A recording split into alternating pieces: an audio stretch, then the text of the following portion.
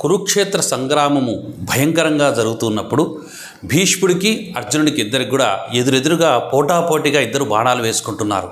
ఆ సమయంలో అర్జునుడు భీష్ముడు వారి యొక్క బాణముల యొక్క దెబ్బకు తట్టుకోలేక శరీరం అంతా కూడా రక్తమోడుతూ ఉంది.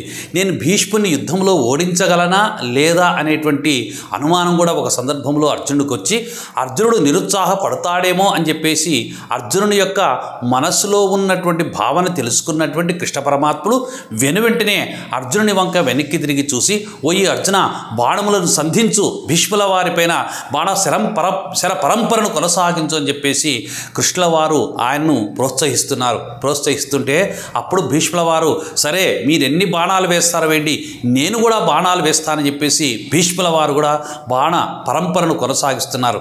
ఆ సందర్భంలో భీష్ముల వారు కృష్ణ పరమాత్మను చూసి ఒక అద్భుతమైనటువంటి పద్యం చెప్పారు. హయరింఖాముఖధూళిధూసుర పరిణ్యస్థాల కోపేతమై రయజాత శ్రమతోయ బిందుయుతమై రాజిల్లు నిమ్మోముతో జయమున్ పార్థునకిచ్చద వేట్కనని ఆ శస్త్రాహతింజాల నొచ్చియు పోరించు మహానుభావు మదిలో చింతింతు నశ్రాంతమున్.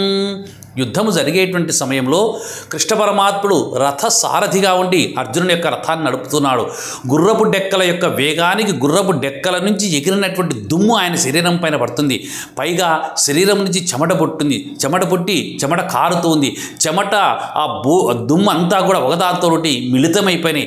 అలసిపోయినట్లుగా ఉన్నటువంటి కృష్ణ పరమాత్ముడు రథం నడుపుతూ ఉంటే అర్జునుడు కృష్ణ రథాన్ని ఇటు నడుపు, కృష్ణ రథాన్ని ఇటు నడుపు అని చెప్పేసి చెప్పుతూ ఉన్నటువంటి సందర్భంలో కూడా రథాన్ని ఎటు నడపాలో చెప్పేందుకు కూడా ఆయన చేయి చేసి చూపించేందుకు కూడా సైగ చేసేందుకు కూడా సమయం లేనటువంటి వ్యవధిలో అర్జునుడు తన కాళ్ళకున్నటువంటి కాలు యొక్క కాలుతో కృష్ణ పరమాత్మని వీపు పైన గోకుతూ ఇటు నడుపు అటు నడుపు అని చెప్పేసి కృష్ణ పరమాత్మని ఆ విధంగా రథం నడిపేటట్లుగా సూచనలు ఇస్తూ ఉన్నటువంటి సందర్భంలో ఆ విధంగా అర్జునుడిని ప్రోత్సహిస్తూ ఉన్నటువంటి ఆ కృష్ణ పరమాత్ముడు నిరంతరము నా యొక్క హృదయములో నిండి ఉండేడుగాక అని చెప్పేసి భీష్మాచార్యుల వారు కృష్ణ పరమాత్మని స్తుతి చేశారు.